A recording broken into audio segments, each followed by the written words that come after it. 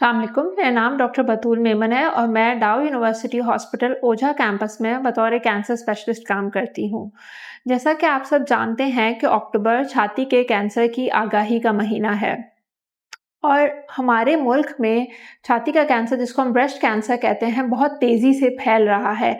हर 8 में से 1 खातून breast cancer के रिस्क पे है।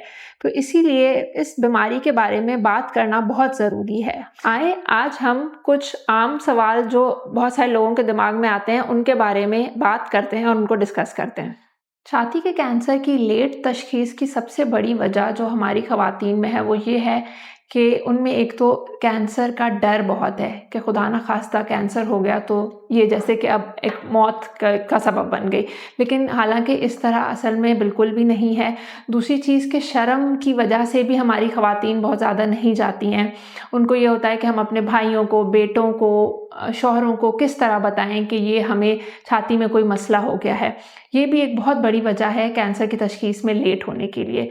उसके अलावा दूसरी अहम चीज़ ये है कि हमारे मुल्क में कोई रेगुलर चेकअप्स नहीं होते हैं, कोई प्रॉपर स्क्रीनिंग प्रोग्राम नहीं है, ख़ास तौर पे गवर्नमेंट हॉस्पिटल्स में। स्क्रीनिंग बहुत ज़रूरी है छाती के कैंसर के लिए। हर साल 1 दफ़ा मैमोग्राम करने से हम इस बीमारी से बच सकते हैं और इसीलिए रेगुलर स्क्रीनिंग करने से भी तशख़ीस में जल्द हो सकती है। तीसरी जो चीज़ है वो सबसे ज़रूरी है कि हमारी औरतों को पता ही नहीं है कि इस बीमारी ये किस तरह ज़ाहिर होती है।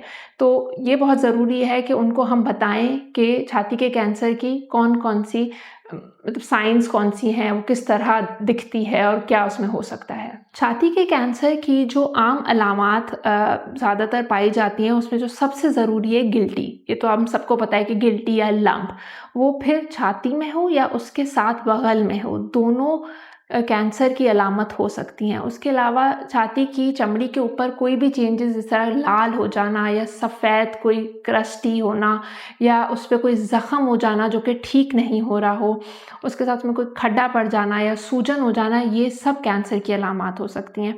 इसके अलावा अगर तो निप्पल से कोई भी एबनॉर्मल किस्म का डिस्चार्ज, जैसे खून आ रहा हो, पानी आ रहा हो, पस आ रहा हो, तो ये सब कैंसर की अलामत हो सकती हैं और इस सूरत में बहुत ज़रूरी होता है कि हम अपने से करीबी किसी बड़े हॉस्पिटल में जाके, सबसे बेहतर है ब्रेस्ट सर्जन को या कैंसर के डॉक्टर को जाके दिखाएं। ब्रेस्ट कैंसर के स्टेजेस क्या हैं? लेकिन जो भी कैंसर होता है उसके स्टेज का मतलब है कि वो बीमारी कितनी फैली हुई है। ब्रेस्ट कैंसर के 4 स्टेज होते हैं। पहला स्टेज इज़ लाइक कि ब्रेस्ट या छाती के अंदर ही गिल्टी का होना, जो कि ज़्यादातर 2 सेंटीमीटर से छोटी होती है। स्टेज 2 में बीमारी फैलेगी, जैसे कि 2 सेंटीमीटर से बड़ी बीमारी हो या फिर बगल की तरफ जा रही हो। तीसरे स्टेज में बीमारी और फैल जाती है, मतलब साइज़ या तो गिल्टी का बहुत बढ़ जाए या फिर बगल में या गर्दन की तरफ जो गुदूद हैं उसमें बीमारी फैलने लगे। और स्टेज 4 जो होता है उसमें बीमारी जिस्म के किसी भी हिस्से में जा सकती है, जिसमें आम तौर पे फेफड़े, जिगर, हड्डियाँ या दिमाग में छाती के कैंसर जाने का बहुत रिस्क होता है। तो छाती के कैंसर को आप समझें एक आग है, जो कि स्टेज 1 में इस तरह है कि किसी छोटी सी जगह या छोटे से कमरे में लगी हुई है। लेकिन स्टेज 4 का मतलब है कि वो आग अब पूरे घर में फैल गई है। तो इसीलिए जल्दी तशख़ीस ज़रूरी है कि वो आग को हम जितनी छोटी हो उसी वक़्त कंट्रोल कर लें।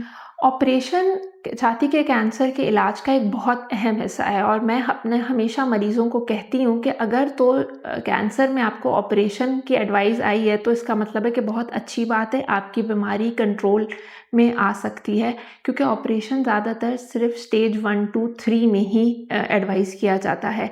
हाँ, ऑपरेशन की नौइयत कि वो कितना बड़ा होगा, कि पूरी छाती रिमूव होगी, सिर्फ गिल्टी निकलेगी, ये सारी चीज़ें स्टेज पे, टाइप कौन सी है और ब्रेस्ट का साइज़ कितना है, इस पे डिपेंड करता है। दूसरी चीज़ कि ऑपरेशन पहले हो जाए या बाद में हो, इसके लिए भी यही ज़रूरी है कि बीमारी की नौइयत कितनी है। जितनी छोटी बीमारी होगी उतना छोटा ऑपरेशन होगा। ब्रेस्ट कैंसर एक ऐसी बीमारी है जिसका 100% क्योर अवेलेबल है, लेकिन उसके लिए बहुत ज़रूरी है कि उसकी हम जल्दी तशख़ीस करें। जितनी जल्दी तशख़ीस उतना बेहतर इलाज। जैसे कि स्टेज 1 में तो मोर देन 99% 99% औरतें बिल्कुल आम अपनी ज़िंदगी आराम से गुज़ार सकती हैं, लेकिन जैसे-जैसे स्टेजेस बढ़ते जाएँगे, उस तरह ये नंबर कम होता जाएगा और स्टेज 4 में जाके जो कि सिर्फ़ 30% रह जाता है। और इसीलिए ज़रूरी है कि हम स्क्रीनिंग करवाएँ हर साल में 1 दफ़ा अल्ट्रासाउंड या मैमोग्राम। उसके अलावा खुद घर पे अपना मुआयना करें, हर महीने माहवारी के 1 हफ़्ते बाद अपना प्रॉपर्ली चेकअप करवाएँ, क्योंकि ये सारी चीज़ें हैं जो कि जल्द तशख़ीस में हमारी हेल्प करेंगी और उसी से हम एक बेहतर इलाज निकाल सकेंगे। आखिर में मैं यही कहना चाहूँगी कि एक औरत अपने घर का बहुत अहम फ़र्द है और उसकी सेहत ना सिर्फ़ उसके लिए बल्कि उसके बच्चों, ख़ानदान और पूरे मुआशरे के लिए बहुत ज़रूरी है। इसलिए इस साल आप एक अहद करें कि साल में 1 दिन अपने लिए निकालें, जाके किसी भी करीबी हॉस्पिटल से अपना छाती का मुआयना करवाएँ और मैमोग्राम करवाएँ। बहुत शुक्रिया।